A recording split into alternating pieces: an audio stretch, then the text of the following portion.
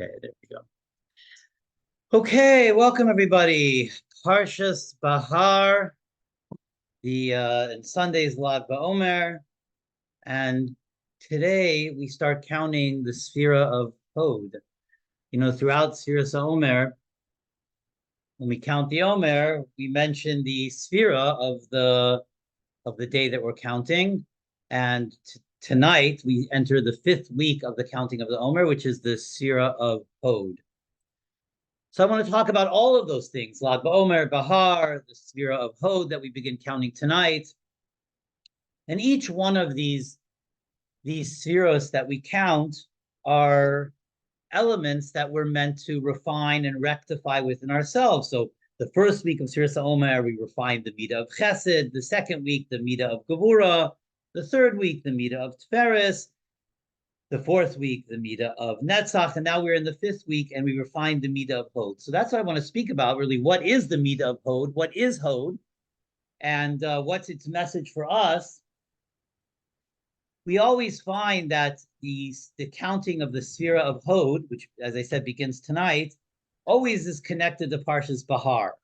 So, because Behar is always read either 2 weeks before Shavuos or 3 weeks before Shavuos, and Hod is always the fifth week of the 7 weeks of counting. So it's always connected either in Parsha Behar or next to the Parshas Behar. And so I mentioned before the Shnei Luchos Abris, the Rebbe would bring up often, that whenever there's a connection between a Yom Tov and a Parsha, there's always some sort of thematic connection there as well. And most importantly, a lesson for us in our Avodas Hashem. So let's begin. I want to begin with a pasuk in our parsha. I'm going to share the screen for those who are here on Zoom. Here, and this is a pasuk, the very last pasuk in Perek Chafei of Vayikra and Parshas Behar. The very last pasuk that you could see on your screen, Ki li b'nei Yisrael avadim. And this is in the context of the parsha speaking about the mitzvah of Yovel, that in the 50th year, all of the slaves go free because nobody could be enslaved permanently. And why not? Ki li b'nei Yisrael avadim, because b'nei Yisrael are my, they're servants to me. Avadayim, they're my servants. Which I took them out of Egypt. They are mine. Now I want to focus on that pasuk where in Parshas Behar Hashem calls us his avadim, his servants. What's interesting, in Parshas Re'eh, Hashem calls us by a completely different name, almost a contradictory name, and that's Banim Atem Lashem Elokeichem. You are my banim, you are my children. So which one are we? Hashem refers to us as both. Are we banim? Are we avadim?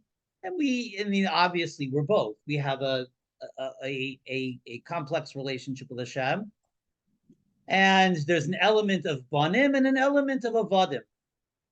In fact, on Rosh Hashanah, we talk about what Hashem judges us. Im kavanim, im kavadim. If you're going to judge us like this element, like children, if you're going to judge us like avadim.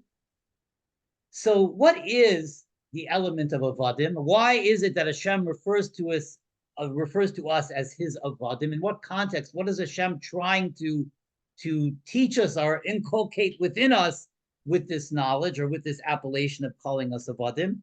And what is the connection to Lag Ba'omer, to the Sphira of Hod? Because as I mentioned, this pasuk where Hashem calls us avadim is in Parshas Behar, which is always connected to Lag Ba'omer and the Sphira of Hod. So I want to share with you, this year is primarily based upon a shiur that I saw in a sefer called Sari Elafim by Rabbi Ephraim Tversky, and one of my favorite svarim. I get a tremendous amount of inspiration and from this sefer, and this one is this year is no different. So he begins this with this explanation and this exploration of what does it mean that Hashem calls us avadim? What does that signify in terms of our relationship? What does that teach us? So he begins with a Gemara Masechtas Pesachim and a Gemara Masechtas Sota. The Gemara Masechtas Pesachim says, "Kashin mezainesav shel adam kakriyas yamsuf," that it's difficult the parnasa of a person is as difficult is as difficult to achieve as the splitting of the Red Sea. And then in Masechet Sota it says Kashel Zavgon, that the zivugim, that Hashem spends his time making shidduchim, making matches, making marital matches. And it says that itself is also Kashel Zavgon Kriyas Yamsuf. It also compares it to Kriyas Yamsuf. That shidduchim are Kashel Kriyas Yamsuf, that finding the right shidduch, appreciating the right shidduch, experience is Kashel Kriyas Yamsuf. So there's two things the Gemara says that are kasha, that are difficult, like splitting the Red Sea. Parnasa is as difficult like splitting the Red Sea, and shidduchim, finding the right marital match, is kasha, is as difficult as splitting the Red Sea. And the question that Rabbi Tversky asks is, what does that mean? Difficult to who? Who is it difficult for? We can't say it's talking about the person. It's difficult for him because he's not the one who split the sea. So it's obviously meaning it's difficult for Hashem, but what does that even mean? It doesn't make sense either. Nothing is difficult for Hashem. Hashem is kol yachol. Hashem has infinite koyach. How could we say anything is kasha, anything is difficult? So what exactly does it mean that parnasa and shidduchim in marriage are kasha k'kriyas yamsuf, are as difficult as splitting the sea? Who is it referring to? It's hard to understand. So in order to understand this, let's take another detour, and it'll all come back together. We'll wrap it all back together. But there's a famous story, and it's actually printed in many of the machzorim, that with Reb Aaron of Karlin, that when he said Hamelech on Rosh Hashanah, Hamelech, right before Baruch, when the Chazan says Hamelech, that when he was saying Hamelech, referring to Hashem as Hamelech, on Rosh Hashanah, he fainted, passed out. And when he was brought back, when they brought him to, they asked him, why did you faint by Hamelech? And he says, I fainted because I thought of the story in the Gemara where Rabbi Yechanan meets Vespasian, the Roman general. And he calls Vespasian Hamelech, king. And Vespasian is upset with him. And he tells him that if I'm a king, if you call me by the appellation king, why did you not come to me before? Why are you only coming to me now? And Rabbi Yechanan gave different excuses. He wasn't able to get out. He wasn't able to greet him because of the fanatics that were surrounding Yerushalayim, not letting him out, not wanting to make peace with Rome, etc. So it says, Rabbi Aaron of Karlin, I thought of that Gemara. When I called Hashem Hamelech on Rosh Hashanah, I thought exactly of that response, that that's Hashem's response, that if it's true I'm a Melech, then why did you not come to me before? And what exactly does that mean? What exactly was Rabbi Aaron of Karlin speaking? Certainly Rabbi Aaron of Karlin has approached Hashem before, so what exactly does that mean? What caused him to faint? What's the deeper underlying meaning behind that story? And like we say, it's printed in many of the machzorim by Hamelech, that the story of Rabbi Aaron Karlin and fainting. So what exactly does that mean? And the Rabbi Tversky explains it as follows, that for many of us, and we know this is our nature, that when things are going well, when things are going smoothly, we don't turn to Hashem and thank him and think about him and reach out to him. But when we're facing an Sarah, when we're facing a time of need, if we all of a sudden get a difficult diagnosis from the doctor, or our child is struggling in shidduchim, or whatever it may be, if we're facing a challenge, then we turn to Hashem and we say, Hashem, help me. And and this is what Rabbi Aaron of Karlin is talking about. If Hashem has the capacity to help, if Hashem is truly the Melech, then why are we only turning to him now? Why aren't we acknowledging him also with the same intensity and the same level of depth and the same level of calling out when things are going good? And this is what Rabbi Aaron of Karlin is saying. If I'm a Melech, why are you only coming to me in the times of tzara? Why don't you come to me in times of goodness? And this is actually the midah of Hod.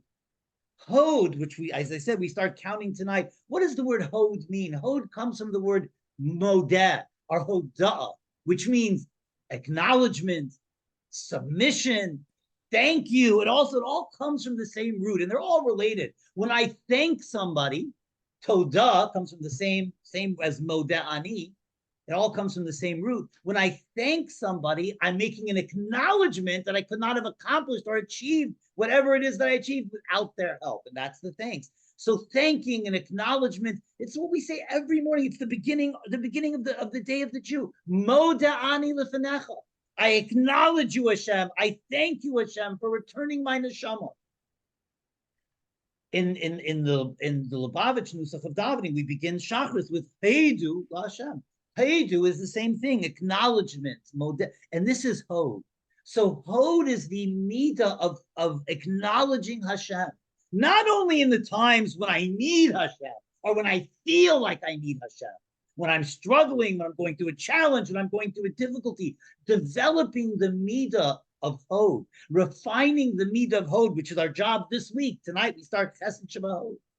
Defining the midah or refining the midah of Hod means refining the capacity within us, the ability within us, the activity within us to acknowledge Hashem in all times, not just when I need Him, but specifically when things are going well, when things are going fine, when everything's running perfectly with the understanding. See, the thing is, and this is human nature, and so much of Judaism is about transcending our nature, rising above our animalistic nature. But our nature is that when things are going well, we sort of take for granted that it's going to continue to go well. And when things are going difficultly, things are going badly, when I'm facing challenges, then I turn to Hashem to please change things, please make things better. But when everything's going fine and everything's going well and everything's going smoothly, I don't think to daven to Hashem, please, with that same intensity that tomorrow should be just as good as today, that everything should continue to go well. That's not our nature. When my marriage is going well, I take it for granted. When my parnas is going well, I take it for granted that tomorrow is going to be just as good as today. There's no reason why it shouldn't be. Hod is the acknowledgement that I need Hashem when things are going well. I need Hashem to ensure that tomorrow is just as good as today, just like I do when things are challenging. I need to turn to Hashem with that same intensity, with the recognition that I am completely and totally dependent upon Hashem's chesed for things to continue in the same positive manner as they've been. Just like I recognize I'm dependent on Hashem's chesed when I'm struggling, because that's who I turn to. So when I'm facing a challenge or I'm facing a difficult nisayon or my child is suffering, whatever it may be, I know then that I turn to Hashem because I recognize then that I need Hashem. But do I have that same recognition with the same intensity when things are going well? That's the midah of hope. And where do we see this? We see this by Mordechai Tzaddik, in the story of the Megillah. When the Megillah speaks about Mordechai, it introduces the Ish Yehudi Hayashushan Abira, that there was a Jew in Shushan Abira, Ushmo Mordechai ben Yair ben Shimi ben Kish. And when it gives Mordechai's name, Mordechai ben Yair ben Shimi ben Kish, it delineates him three generations, which is not normally done. It's normally Mordechai ben Yair. So what's the ben Yair, ben Shimi, ben Kish? Obviously, if the Megillah is saying it with such an expression and tracing them back 3 generations, there's a reason for that. The Megillah is teaching us something. There's a teaching there. So if we look into the oral Torah, the Torah Shabbat Peh, the Gemara Masechtas Megillah, Daf Yud Beis, Amud Beis, tells us clearly, it actually is teaching us something, that every one of these names was an appellation, not just of Mordechai's father and grandfather and great-grandfather, but every one of these names, Mordechai himself was called by these names. And there's a reason why he was called by these names, because each one of them reflected his relationship with Hashem. So the Gemara says, Yair. Yair means to enlighten, because Mordechai, through his tefillah, through his connection with the Kadosh Baruch Hu, through his davening, enlightened the eyes of all of the Jewish people. He brought illumination. He brought godliness to all of Klal Yisrael. Hence, he's called Yair. Ben Shimi. Shimi is the lashon Shema, because Hashem heard all of his prayers. That when Mordechai would daven, Hashem would hear all of his tefillahs and answer all of his tefillahs. So that's why he's called Ben Yair, Ben Shimi, and Ben Kish. Kish means to knock, like to knock on the door. And the reason why he's called Ben Kish is because, says the Gemara Masechtas Megillah, is that Mordechai was constantly knocking on the Shari Rachamim, and Hashem would open them, and Hashem would answer them. So, Reb Shlomo Kluger, one of the great European Gedalim, asks an obvious question. If he's called Ben Shimi because Hashem always answers his tefillah, so if Hashem's always answering his tefillah, and if his tefillahs are answered, so why is he constantly knocking? Why is he Ben Kish? Why is he knocking on the doors of Rachamim? If his tefillahs are answered, why does he have to knock on the doors of Rachamim? So, and the answer is because Mordechai understood the Midah of Hod.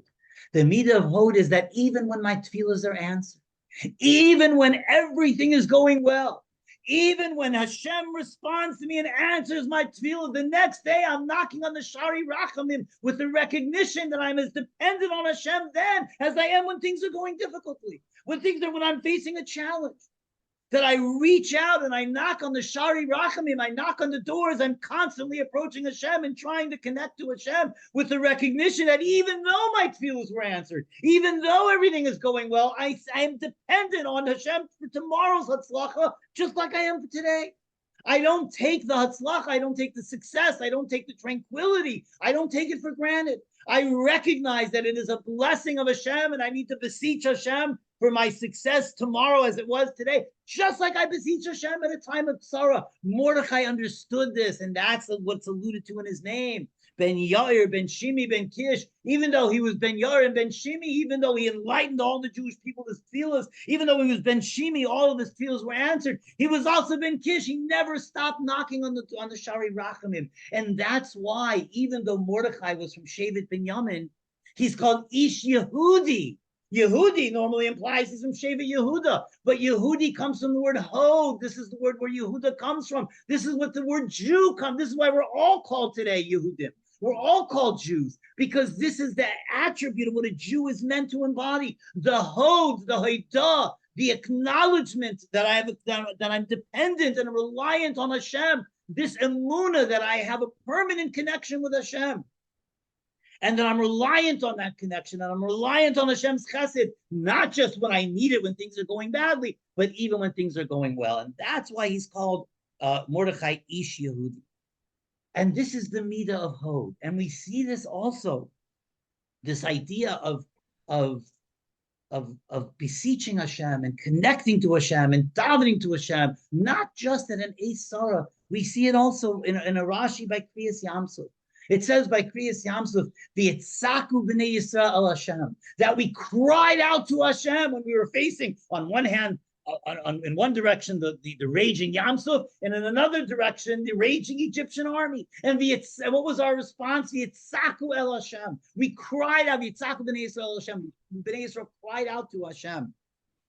And Rashi says there on V'yitzaku el Hashem that we cried out to Hashem. Says Rashi, "V'tafsu umnas avaisan."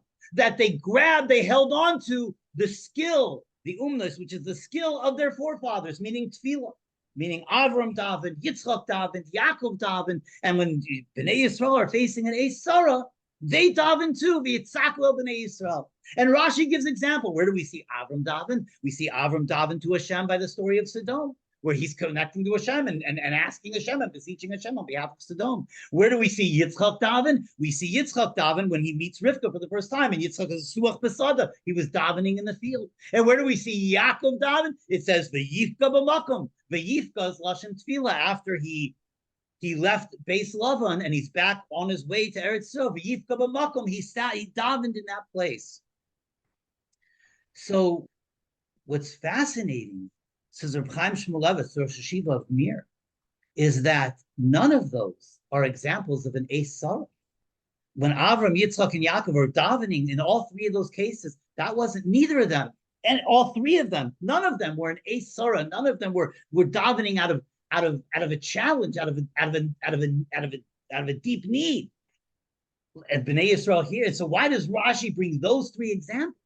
Because Bnei Yisrael here are davening out of a deep need. The Yitzaku el Bnei Yisrael, they cried out to Hashem because they're facing death in both directions, the raging Yamsuf and the Egyptian army. And says Rashi, when they cried out to Hashem, the tafsu'um nasavesam, that they held on to, they grabbed onto the skill of their forefathers of davening. And the example Rashi gives are not an Asara, not a time of need. And this is the answer. That our forefathers, Avraham, Yitzchak, and Yaakov, understood every day is a time of need. Even when we're not, quote unquote, in an Asara, even when we're not, quote unquote, in a challenging time, every moment, even when things are going tranquil and even when things are going well, every moment we need to connect to Hashem, and we're reliant on Hashem for things to continue to go well. So that's why it says Chaim Shmulevitz, that's why Rashi brings these three examples that are not an Asara, because to our Avos, every moment was a time of need. That's the Midah of Hod. That's what we're trying to inculcate now in this week, in the week of Hod. For us to turn to Hashem, not just when things are difficult, not just when I feel that I'm lacking, but to turn to Hashem with that same intensity, in that same depth, in that same yearning, and when things are going well, the constant recognition that I need HaKadosh Baruch Hu, I need that attachment, and that's why perhaps this is the connection to Parshas Behar. Parshas Behar is always read before Shavuos. The preparation, our preparation, Sfiras HaOmer is our spiritual preparation to receive the Torah. So in order for us to receive the Torah, we clearly need to work on and refine this Midah of Hod. Because what is this Hod, this acknowledgement that I always need Hashem, this is ultimately Emunah. The Emunah that I have this permanent bond, this permanent connection, and that I am always in need of Hashem's blessings, not just when things are difficult, but even when things are good, to continue the goodness. It's this Emunah that is our preparation, because as the Chazal teaches, as our sages teach us, the Shavuos the Matan Torah was only experienced by those who were the Echle Haman, by those who consumed the manna, because the man was this sort of physical food that satiated them, but it had a very lofty spiritual component to it. And the man was a refining. It refined them spiritually. But what was the main point of the man? What was the whole point of that miracle in the Midbar, that every day the man fell just enough for that day? And in fact, if they were worried and they were anxious about their parnasa for tomorrow, and they would collect more man, it would get wormy. So they were only able to collect just the amount for today. It's obvious the man was meant, this desert experience of the manna was meant to imbue within Klal Yisrael this Midah of Hod, that we have to turn to Hashem every day to make sure. We had Parnasa yesterday. If we want Parnasa today and we want to ensure that bracha continues, we can't take it for granted. We recognize that bracha comes miyad Hashem. And so the man was meant to instill emunah and betachin in Klal Yisrael, in Hashem, that Hashem will provide for us. Even when especially when times are going good, that it will continue to go good. The man came yesterday. We need to dive into Hashem that it will come tomorrow.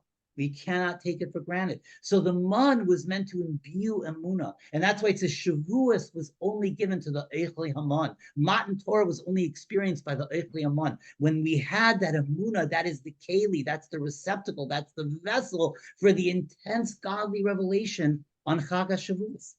So the same thing with us now, as we are merging and moving towards Chag HaShavuos, towards the Yom Tov of Shavuos, and we recognize we're not just commemorating an event that took place 3,000 years ago, that Klal Yisrael received the Torah, and we're celebrating we received the Torah thousands of years ago. When we say the bracha over the Torah, we say no sein HaTorah, not who gave the Torah. Asher nasan, no sein is present tense. Every year on Shavuos, Hashem re-gives us the Torah again.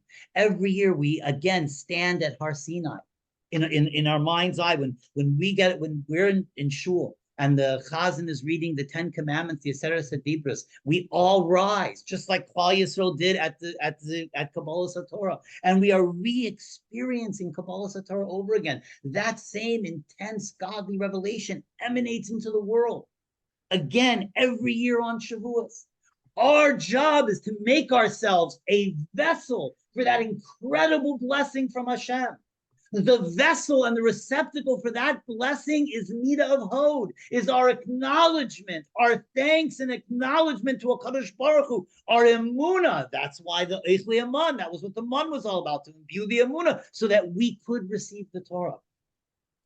You know, there's a Gemara Masechtas Brachos that when we say in the Tefillah V'Yavarech David, we say L'cha Hashem HaGedula V'Gvura V'Tferes V'Netzach V'Hod, and there's a Gemara Masechtas Brachos that every one of these attributes, Gedula is Chesed, and that represents Kriyas Yamsuf. Gevura represents Makas B'Cheres. Teferes represents Matan Torah. And every one of these represents something. Netzach represents Yerushalayim. Hod, says the Gemara Masechtas Brachos, Hod represents the Beis HaMikdash. That we're thanking Hashem for all these things. L'cha Hashem HaGedula V'Gvura. Thank you for Kriyas Yamsuf. Thank you for Makas B'Cheres. Thank you for us receiving the Torah. Thank you for the gift of Yerushalayim. And Hod is the thank you for the Beis HaMikdash. Why is Hod the Beis HaMikdash? Well, because when we walk into the Beis HaMikdash, you feel that connection, you feel that submission, you have that total acknowledgement that you're in Hashem's presence. And that's what Hod is, the acknowledgement, the thanks, the recognition that I need Hashem, that I'm connected to Hashem, my acknowledgement, my moda'ani. So when I walk into the Beis HaMikdash, I immediately am overcome with Hod, with the acknowledgement that I'm in Hashem's presence. So if Hod represents the Beis HaMikdash, on Lag Ba'omer, the midah that we count on Lag Ba'omer is Hod Sheba Hod. Hod within Hod, meaning the essence of Hod. So what is, if Hod is the Beis HaMikdash, what's Hod Sheba Hod? The Kodesh HaKadoshim. Exactly. Hod Sheba Hod is the Kodesh HaKadoshim. That's Lag Ba'omer. This is the holiness of Lag Ba'omer. That's why Lag Ba'omer is something that the celebration of, it's the, I mean, this year, unfortunately, because of the war, I think the activities in Miron are cut down. But normally, Lag Ba'omer in Miron, it is the largest Jewish celebration in the history of mankind, in the history of our religion. And why Lag Ba'omer of all days? It's sort of like this minor holiday, you know, representing the yahrzeit of Shimon Bar Yochai, when the Talmidim of Rabbi Akiva stopped dying, but it's sort of this minor holiday, and yet there's this massive, intense celebration. And even today, we're not going to be able to have in Meron what we usually have, but all over Israel and all over the world, Jews celebrate and make a big celebration out of Lag Ba'omer. Why? Why is that so holy? So a lot of explanations are given. Rabbi Shimon Bar Yochai, whose yahrzeit was that day, on his deathbed, he told his Talmidim that the day of my death is not a day of sorrow. It's a day of rejoicing. It's a day that I am bound with my Creator like one knot.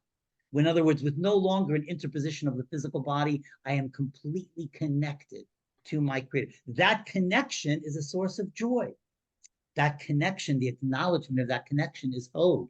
So this is why Rabbi Shimon Bar Yochai, who felt that connection, who lived that connection, his yahrzeit is Hod Sheba Hod, the Kodesh HaKadoshim. What's the Kodesh HaKadoshim? The Kodesh HaKadoshim is when the Kohen Gadol would go into the Kodesh HaKadoshim on Yom Kippur, he would feel the intensity of Hashem's presence. Everything else dissipated. He felt the intensity of Hashem's presence. That's the power of Lag Ba'omer. Lag Ba'omer, every one of us has access to the Kodesh HaKadoshim in Ruchnius, in spirituality and holiness. We have the capacity on Lag Ba'omer to daven for miracles. We have the capacity in Lag Ba'omer, the Kodesh HaKadoshim, the Hod Sheba Hod, to strengthen our acknowledgement to Hashem. And this is why Lag Ba'omer is the achana, the preparation, the Chag HaShavuos, and why we make such a big deal out of Lag Ba'omer.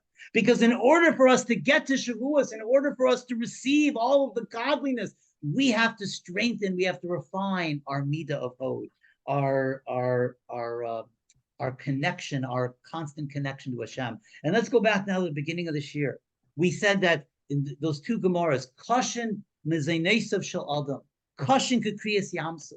Right? A person's parnasa is kasha kriyas yamsuf. A person's shidduchim is kasha kriyas yamsuf. What do we mean by that? We said, is it kasha to the person? Doesn't make sense. He didn't split the sea. Is it kasha to Hashem? Nothing is difficult for Hashem. So what does it mean, kasha? So this in the Sari Lafim, he explains it like this. Kasha means that when everything is going well. See, we think mezenis means when I'm suffering from poverty, or I'm suffering from a lack of parnasa, and I daven, it's kasha. Kasha means even when I have parnasa, even when things are going well, I cannot rely. I have to look at tomorrow. It is kasha. It is difficult for my parnasa to come without my connection to Hashem. It is kasha for me. I need to be knocking on the doors of Rachamim constantly, even when things are going well. I have to look at it, and even when I have parnasa, that even when I'm in a productive marriage, and even when my marriage is wonderful, I need Hashem to ensure it's going to be today. That without Hashem, it's kasha. And that's why kashin is kluf, shin, yud, nun. The kluf, shin, yud is Kish, Shimi, and Yair, the names of Mordechai. Because Mordechai understood that even when things are going well, even when Hashem listens to my prayers, I'm Kish, I'm constantly knocking on the Shari Rachamim. So caution is a reminder to us that whether it comes to our parnasa, or whether it comes to our relationships, or whether it comes to our health, whatever it may be, we don't think to daven to Hashem and connect to Hashem about my health when my health is going fine, or when my marriage is going fine, or when my parnasa is going fine. When do I think to daven to Hashem about my health? When I get a difficult diagnosis, when I'm suffering, when I'm lacking.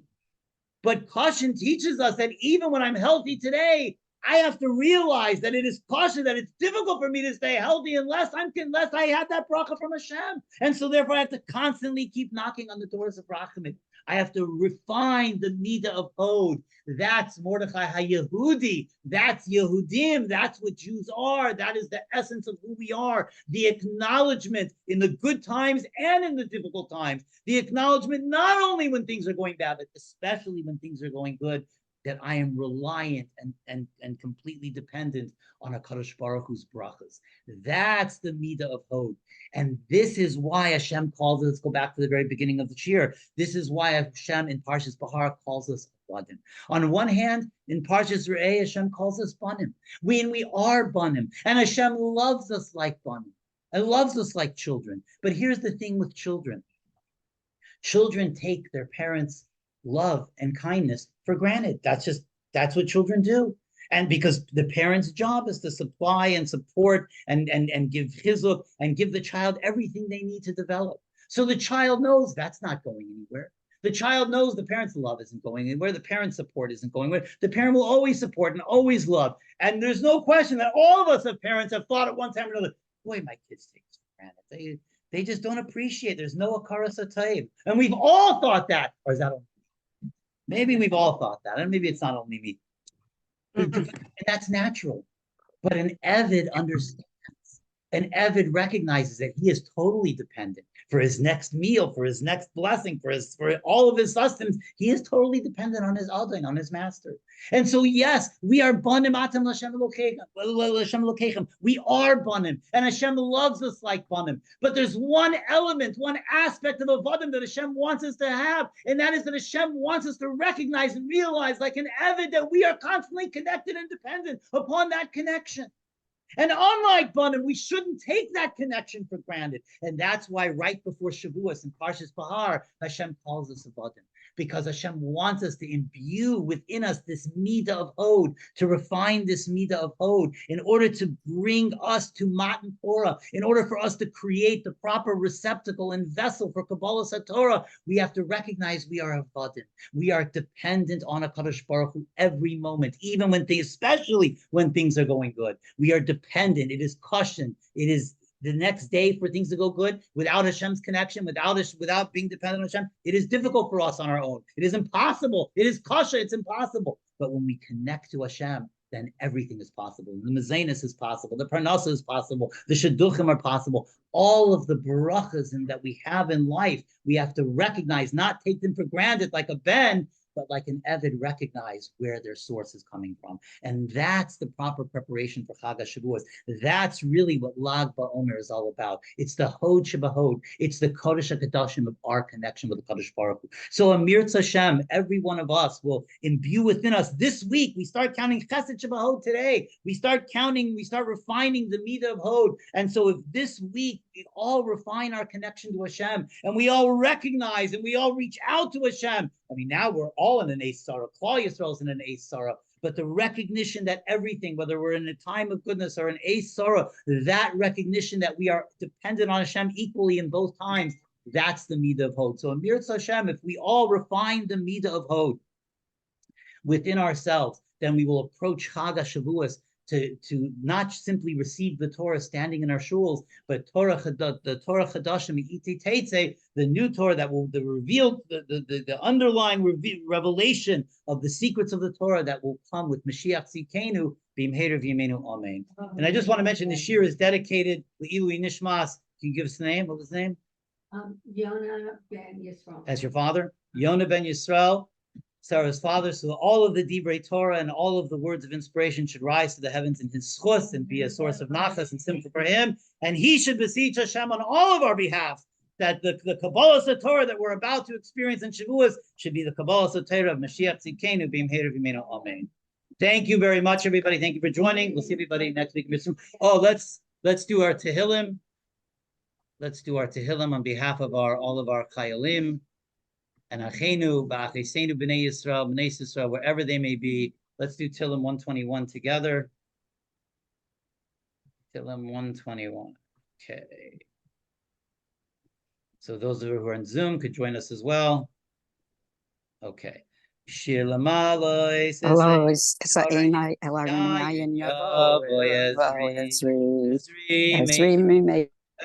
Shamayim v'aretz. Ayitin l'moed raglecha ayanim shem recha. Hin eliyanim l'yishan shem recha. Adinoi shem recha netzilcha ayad yaminecha. Yema mashemesh le'yekacha v'yireach b'layla. Adinoi yishmarcha mikara yishmer es nafshecha. Adinoi yishmer tzeisko v'yecha mi'at aviyad eilam. Thank you so much, everybody. Amir Tzashem, we'll see everybody next week. Thank you. Thank you. Thank you. Thank you, everybody. Thanks for joining.